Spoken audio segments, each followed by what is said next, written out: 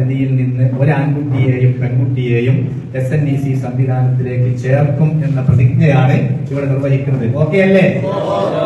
അതാണ് കേവലം പോഷക പ്രദർശനമല്ല, ഒരു മദ്രസയിൽ നിന്ന് ഒരു ആൺകുട്ടിയും പെൺകുട്ടിയും സമസ്തയ്ക്ക് കൊടുക്കുകയാണ്. ഇൻഷാ അല്ലാഹ് അല്ലാഹു തൗഫീഖ് ചെയ്യട്ടെ.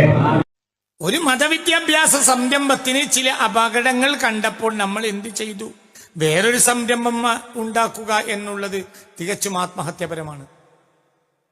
അതാണ് ഇപ്പോൾ നമ്മൾ കാണുന്ന സൊല്യൂഷൻ.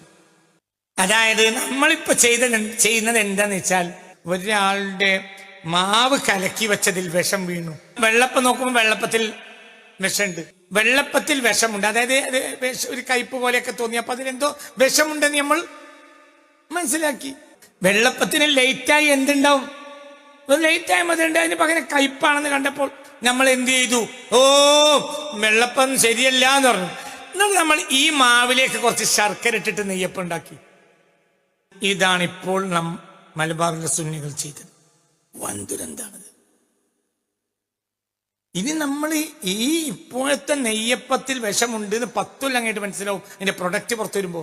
അപ്പോൾ നമ്മൾ വീണ്ടും വേറൊരു സൈസ് ചട്ടി മാറ്റിയിട്ട് നമ്മൾ ഉണ്ണിയപ്പം. ഇയാള് ശരിയില്ല എന്ന് പറഞ്ഞിട്ട് അതിലൊന്നും കാര്യമില്ല. ഇന്ന ശരിയില്ല എന്നറിയാം, കുറച്ച് കൊല്ലം കൂടി ഇന്നെ സഹിക്കേണ്ടി വരും. അത്രയല്ലേ ഉള്ളൂ. 50-56 വയസ്സ് കഴിഞ്ഞു. അടുത്ത കാലത്ത് നമ്മളൊക്കെ മരിച്ചു പോകും. മരിക്കണത് വരെ ഞാനിതൊക്കെ പറയുള്ളൂ. മരിച്ചവന് പറയില്ലല്ലോ. അപ്പൊ നിങ്ങൾക്ക് ഇന്നെ ദേഷ്യപ്പെടും ഒക്കെ ചെയ്യാം, അതൊന്നും പ്രശ്നമില്ല.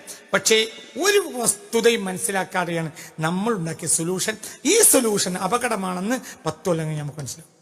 അതിന്റെ പ്രൊഡക്റ്റ് പുറത്തു വന്നിട്ടില്ല. ഇപ്പൊ വെള്ളപ്പം കഴിച്ചപ്പോൾ ശർക്കര ഇട്ടിട്ട് നെയ്യപ്പാക്കി.